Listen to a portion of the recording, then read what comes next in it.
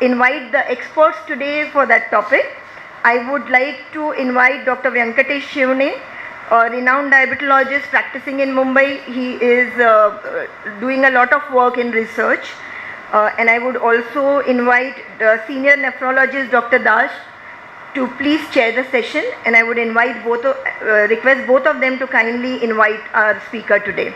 Thank you.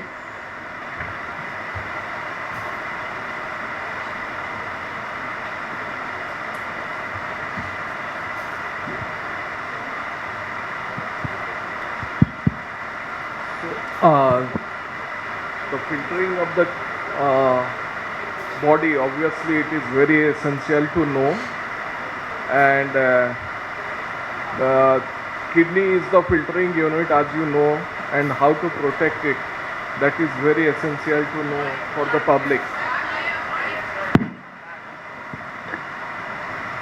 So may I ask to join Dr. Bhabesh Bora, who is the senior consultant nephrologist who works at as a senior consultant in Sushrusha Hospital and Bridge Candy Hospital and Reliance Foundation Hospital.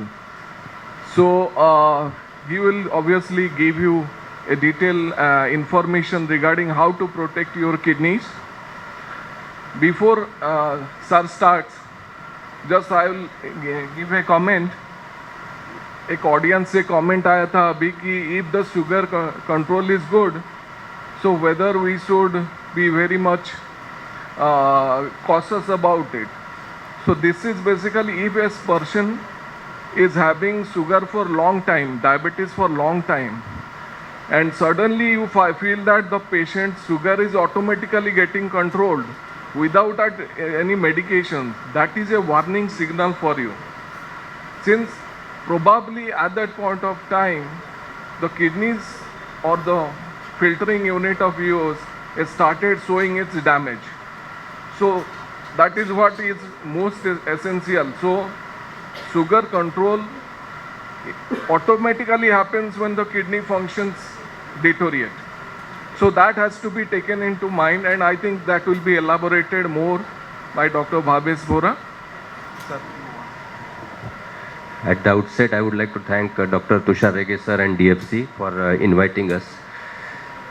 हम heart के बारे में बहुत चिंता करते हैं, हम sugar के बारे में चिंता करते हैं. एक ऐसा ऑर्गन है जिसके बारे में ज़्यादा हम सोचते नहीं, एंड दैट्स वो बाद में हमको कॉम्प्लिकेशन में डाल देते हैं.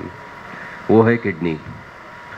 आज भी हम फास्टिंग ब्लड शुगर करेंगे, पोस्ट लंच ब्लड शुगर करेंगे, HbA1c करेंगे, लेकिन किडनी की कोई जांच है. हम क्रिएटिनिन कभी कभी करते हैं अगर फैमिली डॉक्टर ने बोला तो, लेकिन उसके अलावा भी कुछ जांच है जो अपने किडनी का स्टेटस हमको बता पाए. और ये किडनी ये वाइटल शरीर का एक वाइटल हिस्सा है. और जैसे सर ने बताया कि अगर अपनी शुगर बहुत ज़्यादा है और कुछ किए बिना धीरे धीरे अगर कंट्रोल आ रही है तो समझ लेना चाहिए कि हमको किडनी टेस्ट कभी कभी करनी चाहिए. किडनी ये केवल डायबिटीज़ कंट्रोल रहने से नहीं होता, उसके लिए ब्लड प्रेशर कंट्रोल भी रहना ज़रूरी है. I think doctor Vora sir आज हमको उसके बारे में बताएंगे. So over to doctor Vora sir. Thank you, the panelists, the chairpersons. Thank you, Dr. Rege and the DFC, and thank you all the audience for attending the session in large number. Let's talk about the kidney. So if you have to say, if you take body as a family, the body organs as a family, I would say brain is the Atma, okay? Heart is the mother of the family, and heart will be by and large very vocal. Any trouble, heart will speak it out. Kidney is like a father who quietly manages everything. All the lot of workload the father manages without making too much noise, and that is how I would describe the kidney, which performs very vital function of removing all the impurities. It's not only removal of the impurities. Is the audience comfortable with English, Hindi or Marathi? Hindi is fine. Let's go with the national language. Yeah.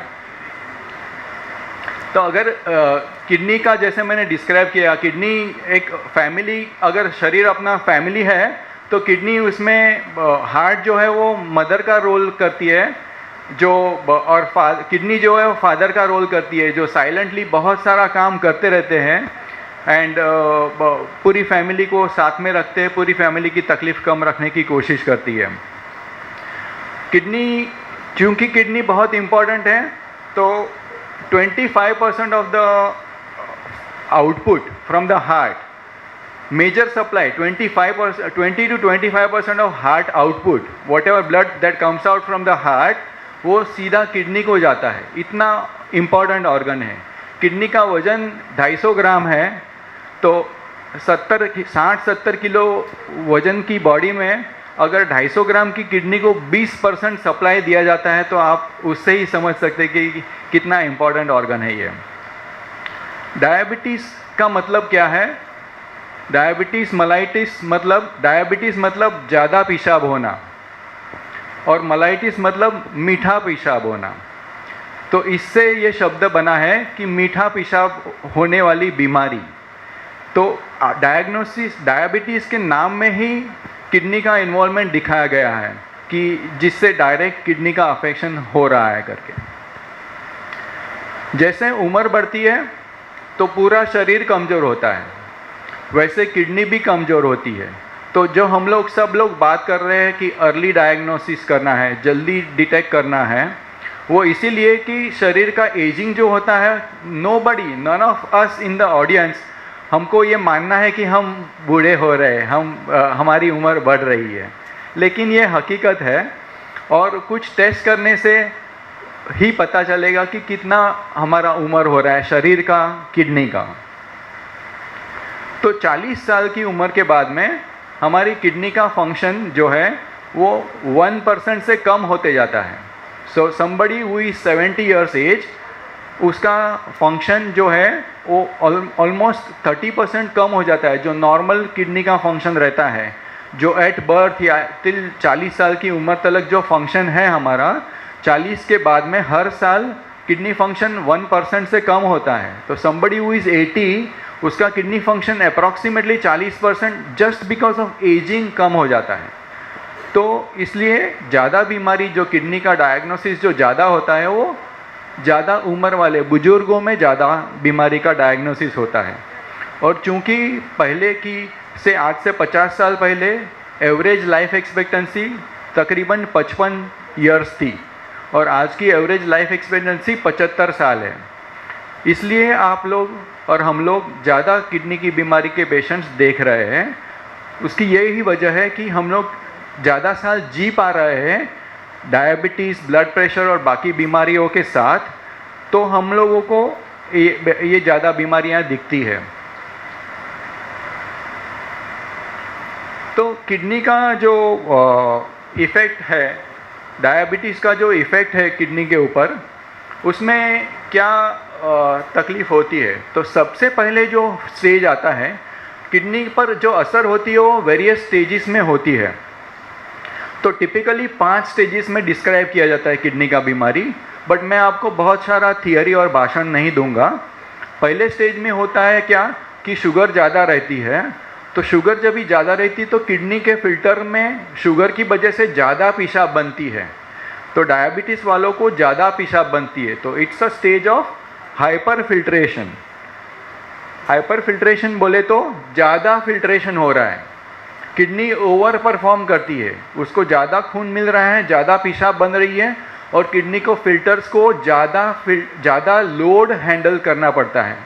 तो high sugar रहती है तो उसका तकलीफ़ kidney पर क्या होता है कि किडनी को ओवर करना पड़ता है उसको मैनेज करने के लिए। आगे कोई भी आदमी अगर ज़रूरत से ज़्यादा घंटा काम करता है, कोई अगर 19-20 घंटा काम करता है कोई आदमी, तो वो थकने वाला है। तो हाइपर फिल्ट्रेशन का जो स्टेज है उससे किडनी थकेगी और थकेगी तो और वीक होएगी और कमज़ोर होएगी। तो उसके बाद में क्या होता है कि स्ट्रक्चरली क्या होता है कि शुगर का कोटिंग होता है। शुगर जो है, शुगर का कोटिंग होता है किडनी के प्रोटीन वाले मेम्ब्रेन्स पर। किडनी की मेम्ब्रेन्स जो रहती है, स्ट्रक्चर जो फिल्टर में, वो मेम्ब्रेन्स जो है वो उसके ऊपर शुगर का और sugar associated with glycated proteins जिसको बोलते हैं, तो ग्लाइकेटेड प्रोटीन्स का असर किडनी के ऊपर होता है। और जैसे आयरन पर जंग लगता है वैसे किडनी के फिल्टर्स पर ये प्रोटीन्स, एबनॉर्मल प्रोटीन्स जो रिजिड है उसका अफेक्ट होता है किडनी के फिल्टर्स, और उसकी वजह से धीरे धीरे फिल्टर किडनी का जो है वो कमज़ोर होते जाता है। जैसे सादा चाय का गलनी है, कुछ महीनों यूज़ करने के बाद में उसके फ़िल्टर के पोर्स जो है वो कम हो जाता है, उसका फ़िल्टर कम हो जाता है, तो उसको क्लीनिंग करना पड़ता है। अपन चाय का गलनी को क्लीनिंग कर सकते हैं, किडनी के फ़िल्टर को क्लीनिंग नहीं कर सकेंगे। तो वो जितने फ़िल्टर के साथ हम पैदा हुए हैं उससे कम फ़िल्टर के साथ मरेंगे। तो जैसे उम्र बढ़ती है तो किडनी के फिल्टर्स अनफॉर्चुनेटली शरीर नया नहीं बनाता है, बाल नए बनाएंगे, नेल्स नए बनाएंगे, लीवर के कोश जो है वो नए कोश बन सकते हैं, लेकिन किडनी के फिल्टर्स का जो जन्म के साथ जो पैदा हुए हैं जितने फिल्टर्स, वो जैसे समय और उम्र बढ़ता है वो फिल्टर्स की यूनिट कम होती जाती है। तो ये एक इम्पॉर्टेंट बात है कि अपने को पता चले कि जैसे हम उम्र बढ़ती है तो सारे ऑर्गन्स वीक होते हैं, कुछ ऑर्गन्स रिकवर हो सकते हैं, किडनी नहीं रिकवर हो सकता। फिर जब भी और ज़्यादा फिल्टर पर डैमेज होता है तो प्रोटीन लीक होने लगता है। तो प्रोटीन जब भी लीक होने चलता है तो कचरे में सिर्फ पेशाब में से, खून में से पेशाब में सिर्फ कचरा जाना चाहिए, तो क्रिएटिनिन जाना चाहिए, यूरिया जाना चाहिए, एक्स्ट्रा शुगर जो है वो चली जानी चाहिए, एक्स्ट्रा नमक हमारे खाने में आया है जो शरीर को ज़रूरत नहीं है जिसकी, वो एक्स्ट्रा नमक, फॉस्फोरस, यूरिया, यूरिक एसिड, ऐसे काफ़ी कुछ प्रोटीन्स और इम्प्योरिटीज़ जो है वो किडनी के द्वारा बाहर फेंकी जानी चाहिए। सिर्फ फिल्ट्रेशन का काम नहीं कर रही है किडनी, बैलेंस का काम भी कर रही है। अगर हमको जुलाब होते हैं, 20-25 जुलाब हो गए, शरीर में पानी कम हो, तो जब भी अपने घर में पानी कम आने वाला है तो अपन क्या करते हैं, पानी बचा के वापरते हैं। अगर बीएमसी का सप्लाई कम आने वाला है तो हम क्या करते हैं, पानी कम आया तो क्या करते हैं, पानी संभाल के वापरते हैं, वेस्ट नहीं करते। उसी तरह अगर हमको बहुत जुलाब हो गया, शरीर में पानी कम है, तो किडनी क्या करेगी, जो स्मार्ट किडनी है वो क्या करेगी, पानी बचाएगी, पेशाब कम करेगी। और जो पेशेंट्स को जुलाब है, डायरिया है, शरीर में पानी कम है, तो स्मार्ट किडनी का काम है, पानी अगर शरीर में कम है तो मुझे बचा के रखना है, फेंक नहीं देना है, वेस्ट नहीं करना है। तो वो जो बैलेंसिंग का काम है कि एक्स्ट्रा नमक है तो उसको वेस्ट करना है, नमक शरीर में कम है तो नमक वेस्ट नहीं करना है, सॉल्ट जाएगा नहीं पेशाब में। इस तरह का बैलेंसिंग का काम है, वो बहुत इंपॉर्टेंट काम किडनी कर रही है। आगे जाके जैसे फिल्टर को और डैमेज होती है तो प्रोटीन की लीकेज होती है, और जैसे जैसे ज़्यादा प्रोटीन की लीकेज होती है वैसे किडनी के फिल्टर्स को और डैमेज होती है। और डैमेज होने के बाद क्या होता है कि जो कचरा फेंकने की ताकत जो किडनी की है, जिसको क्रिएटिनिन आप सबको मालूम है कि जो एक कॉमन कचरा है, तो क्रिएटिनिन कहाँ से बनता है, तो मसल्स में से बनता है। तो जिनके शरीर में ज़्यादा मसल्स हैं, जो बॉडी बिल्डर है, 80-90-100 किलो वजन है और बहुत सारा मसल मास है, तो उनका क्रिएटिनिन का प्रोडक्शन काफ़ी ज़्यादा रहता है। कोई 50 किलो की या 40 किलो की लेडीज़ है, तो लेडीज़ के शरीर में वैसे भी मसल्स कम रहते हैं, तो वो लोग कम क्रिएटिनिन बनाते हैं। इसलिए नॉर्मल क्रिएटिनिन की रेंज जो है वो लेडीज़ के लिए थोड़ी कम रखती है और जेंट्स के लिए, मेल पेशेंट्स के लिए थोड़ी ज़्यादा रहती है। तो जो क्रिएटिनिन समझो 1.1 है कोई मेल में, वो नॉर्मल है, लेकिन 1.1 या 1.2 लैब के डिपेंड्स, उनकी नॉर्मल रेंज क्या है उसके हिसाब से, but 1.1 in male is 1.1 in female is more age compare to 1.1 in male. तो इसलिए क्रिएटिनिन जब ये वैल्यू का इंटरप्रिटेशन करते तो लैब की नॉर्मल रेंज और मेल या फीमेल उसके हिसाब से तय होएगा। जैसे समय जाएगा तो वो फिल्ट्रेशन कम होता है, तो फिल्ट्रेशन कम होता है, that does not mean, it is not same as saying कम यूरिन होता है। इनफैक्ट जिनका किडनी वीक होता है तो शुरू के स्टेज में किडनी का फिल्ट्रेशन कैपेसिटी, जो कॉन्सेंट्रेशन कैपेसिटी कम होता है। मतलब क्या कि वो जो पानी बचा के रखना चाहिए वो कैपेसिटी कम हो जाती है। तो तो ये लोग ज़्यादा पेशाब करते हैं, ज़्यादा पेशाब करते हैं। तो काफ़ी बार पेशेंट्स आते हैं हमारे पास, बोलते हैं क्रिएटिन 1.6 है, आपको देखने को बोला इसलिए हम आपके पास आए हैं, लेकिन मेरे को तो बहुत यूरिन होता है, किडनी तो फर्स्ट क्लास है, रात में भी काम करती है। You understand? सो अगर आदमी नॉर्मल काम करता है तो उसको दिन में वो उसका काम पूरा हो जाना चाहिए। उसने दिन में ठीक से काम नहीं किया इसलिए रात भर जगना पड़ता है। It's like that. सो जब भी रात को ज़्यादा पेशाब होता है, that's not a normal thing. Of course उम्र के साथ मेल पेशेंट्स में प्रोस्टेट की वजह से भी ज़्यादा पेशाब के लिए उठना पड़ता है, बट इन जनरल ज़्यादा पेशाब के लिए रात को उठना is not normal, it's abnormality. जब ये आगे जाके क्रिएटिनिन का स्टेज बढ़ते जाता है, अगर कुछ हद तक किडनी का बीमारी बढ़ते गया, कुछ सालों के बाद में जब भी किडनी का फंक्शन 10% से कम हो जाता है, तो क्या होएगा कि क्रिएटिनिन लेवल प्रोपोर्शनेटली ज़्यादा दिखेगी।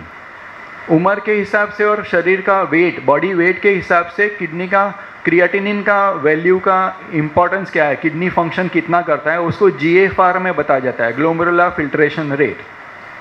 मतलब इतना परसेंट फंक्शन, इतना परसेंट कचरा किडनी फेंक रही है। तो नॉर्मली जैसे बताएंगे हम, तो समझो कि 70 से 110 इतना ml अगर GFR है तो वो नॉर्मल GFR है, उतना कचरा फेंकना ठीक है।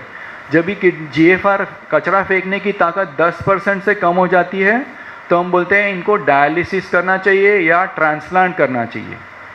जब भी अगर किसी आदमी का परमानेंट किडनी डैमेज हुआ है और फंक्शन 10 से 15% बचा है, तो हम लोग ने सोचना शुरू करना चाहिए कि इनको आगे क्या करना है, डायलिसिस करना है या ट्रांसप्लांट करना है। और जब भी 10% से कम हो जाता है टिपिकली, तो हमको डायलिसिस चालू करने की ज़रूरत आ जाती है। क्यों ज़रूरत आ जाती है? क्योंकि कचरा इतना जमा हुआ है शरीर के अंदर कि उसकी बॉडी के बाकी ऑर्गन्स पर ख़राब असर होने लगती है, भूख कम लगना वगैरह सिम्टम्स वगैरह आते हैं, जो मैं आगे डिस्क्राइब करूँगा। बिफोर आई डिस्क्राइब कि क्या सिम्टम्स होते हैं, इसका क्यों इम्पोर्टेंस है इस चीज़ का, वो मैं कहूँगा कि CKD, क्रॉनिक किडनी डिजीज़, पहले हम फेलियर शब्द यूज़ करते थे, किडनी फेल हो गया, किडनी फेल हो गया। इससे पेशेंट को बहुत डिप्रेशन आता था और पूरे पेशेंट और उसकी फैमिली पे बहुत ही एडवर्स इम्पैक्ट, साइकोलॉजिकल इम्पैक्ट भी होती थी। एंड एक फेलियर का सेंस किसी को सुनना नहीं है कि आप फेल हो गया, ऐसा किसी को सुनना नहीं रहता है। ये बीमारी है, फेल नहीं हो गई है, बीमारी है और बीमारी बढ़ रही है, तो इसलिए हम लोग अभी शब्द क्रॉनिक किडनी डिजीज़ बोलते हैं। तो किडनी डिजीज़ का बीमारी का लाइफ पर क्या एक्सपेक्टेशन, क्या उसका इम्पैक्ट आता है। तो किडनी का बीमारी जिनको डायलिसिस का स्टेज आ गया है, उनका age compare to other organs, I would always want myself and my patients to look at life in a positive manner. तो किडनी का बीमारी आ गया है, डायलिसिस का स्टेज आ गया है, तो लाइफ का क्या है, किडनी बीमार हो गई है, किडनी बंद हो गई है काम करना, डज दैट मीन लाइफ बंद हो गई है? Of course not, of course not. Kidney का बीमारी अगर बढ़ गया है तो उनको डायलिसिस और बाकी चीज़ें, ट्रांसप्लांट और बाकी दवाइयाँ से उनको काफ़ी साल तक जिंदा रखा जा सकता है और अच्छी तरह क्वालिटी की ऑफ लाइफ के साथ में जिंदा रखा जा सकता है। अगर किसी का लीवर परमानेंटली फेल हो जाता है तो उसका आयुष्य बहुत लिमिटेड हो जाता है, क्योंकि लीवर का अनफॉर्चुनेटली डायलिसिस अवेलेबल नहीं है। अगर लीवर रिलेटेड टॉक्सिन्स जमा होते हैं तो उनके पास कुछ दिन या कुछ हफ्ते बचते हैं। Unless they are transplanted they are going to die. Fortunately kidney में ऐसा नहीं है। अगर किसी का हार्ट परमानेंटली फेल हो गया है, बहुत ही वीक हो गया है, तो उनका लाइफ एक्सपेक्टेंसी भी लिमिटेड हो जाता है। किडनी वाले पेशेंट्स को फॉर्चुनेटली डायलिसिस का है 5, 10, 15, 20 साल भी जिंदा रखा जा सकता है और अच्छी तरह, अच्छी क्वालिटी के साथ उनको जिंदा रखा जा सकता है। हमारे काफ़ी डायलिसिस वाले पेशेंट्स, मैराथन की उनकी हम लोग इवेंट्स करते हैं। काफ़ी ट्रांसप्लांट पेशेंट्स तो they are so motivated and so normal that they perform much better than average diabetic patient also, I would say, क्योंकि उनको मालूम है कि मैं ये बीमारी में जीतने वाला हूँ और उसमें जीत के लिए मेरे को जो जोशा चाहिए, जो जोश चाहिए, वो मेरे पास है। So transplanted patients perform much better. तो किडनी का बीमारी का जो आउटकम है वो काफ़ी I would not say it is the best बीमारी टू गेट ऑब्वियसली. किडनी का बीमारी जो काफ़ी सारे कैंसर के पेशेंट्स, अलग अलग किस्म के कैंसर जो है उनका जो सर्वाइवल होता है 5 साल का 10 साल का, तो काफ़ी कैंसर्स की बीमारियां हैं जो जिनका सर्वाइवल, जैसे कि ब्रेस्ट का कैंसर अगर होता है तो उनका survival is better than diabetic patients का किडनी का बीमारी के साथ डायलिसिस पे जिंदा रहने की संभावना के कंपैरिजन में. तो किडनी का बीमारी का इम्पैक्ट अगर किसी को ब्रेस्ट कैंसर होता है वर्सेस किसी को किडनी का डायलिसिस की ज़रूरत पड़ती है, तो डायलिसिस वाले पेशेंट का आयुष्य थोड़ा कम है कंपेयर टू कैंसर जैसी बीमारी ऑल्सो. इसलिए इसको जितना संभाल के रखेंगे तो अच्छा है. Now let's talk about the symptoms and investigations. I have left the whole thing blank. क्यों ब्लैंक रखा है सिम्टम्स के लिए, आपको मालूम पड़ गया होगा कि सिम्टम्स होते नहीं हैं. तो हिंट मिलती है कुछ, लेकिन ऐसा क्लियर कट सिम्टम नहीं है कि ये सिम्टम है मतलब किडनी खराब है. ऑफ कोर्स हमारे सबके नॉलेज में है कि अगर पैरों में सूजन आती है तो अगर दोनों पैरों में सूजन है तो दैट वुड इंडिकेट कि किडनी वीक है, शरीर में से सॉल्ट और पानी बाहर नहीं जा रहा है और उनका किडनी कमज़ोर हो रहा है करके. लेकिन 40% पेशेंट किडनी वाले बीमारी के एडवांस स्टेज में उनको बिल्कुल सूजन नहीं आती है. So that is not always going to be the case. दूसरा, अगर बीपी जो पेशेंट को है तो उनका बीपी डिफ़िकल्ट टू कंट्रोल हो जाता है. This can be one of the symptom of kidney failure. Diabetes वाले पेशेंट्स जिनका डॉक्टर मणियार सर अभी थोड़ी देर पहले डिस्क्राइब कर रहे थे कि बगैर वजह अगर किसी का शुगर लो होने लगता है, डायबिटिक पेशेंट का अगर शुगर लो होने लगता है कि खाना स्किप नहीं हुआ, वही डोज था और कोई वजह नहीं थी और शुगर सडनली लो हो गया, सुबह जगह तो एकदम उठ नहीं पाए, शुगर 40 थी. जब भी ऐसा कुछ होता है विदाउट एनी रीज़न हाइपोग्लाइसीमिया हो रहा है, that can be one of the hint कि किडनी कमज़ोर हो गई है. किडनी कमज़ोर हो जाती है तो इंसुलिन का क्लियरेंस नहीं होता है और उसकी वजह से शरीर में जो इंसुलिन है वो जमा होता है और उसकी वजह से शुगर कम होने लगती है, डायबिटीज़ की दवाइयों की ज़रूरत कम होने लगती है. हमारे काफ़ी डायलिसिस वाले पेशेंट्स को बिल्कुल कोई दवाइयों की ज़रूरत नहीं रहती है, डायबिटीज़ की दवाइयों की ज़रूरत नहीं रहती है, उनका बीमारी उतना एडवांस हो चुका रहता है इसकी वजह से.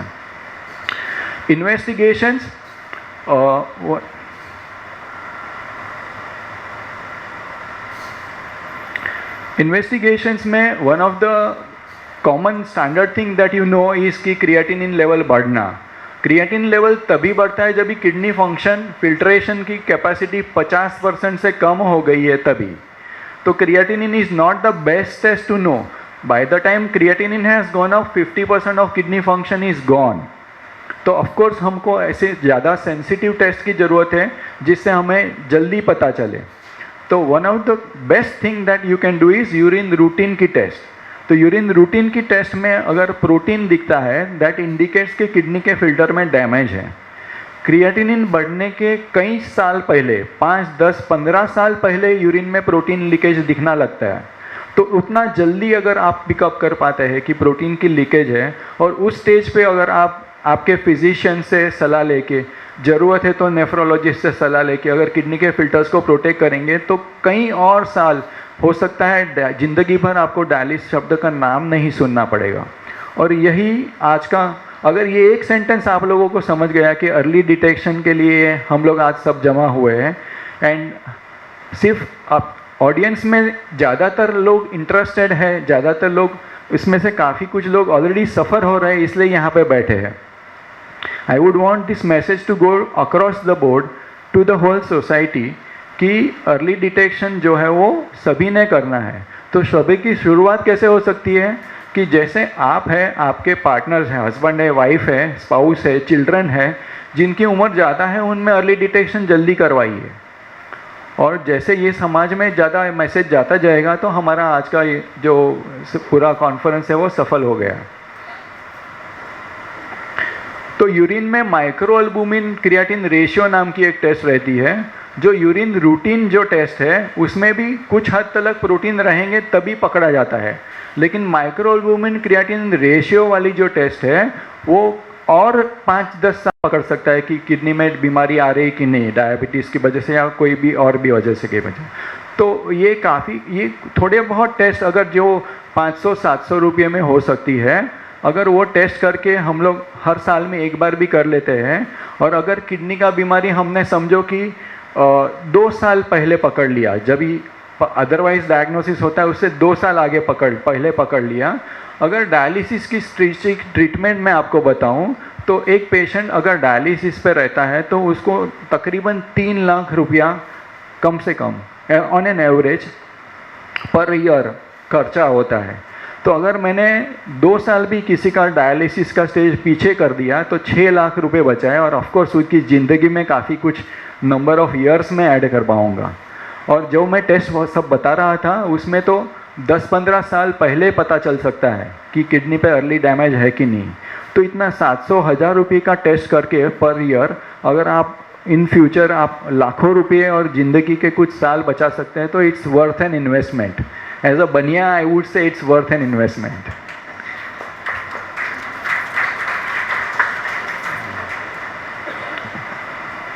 Last 2 minutes. डाइट की बात करें तो डाइट में मैं एक ही लाइन बोलूँगा, 1 चम्मच कम।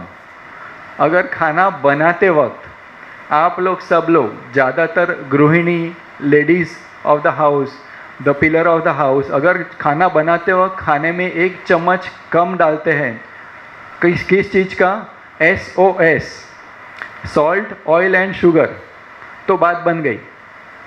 उस पर ही ध्यान दीजिए। दूसरा एक लाइन में कहूँगा कि हिडन सॉल्ट बहुत रहता है।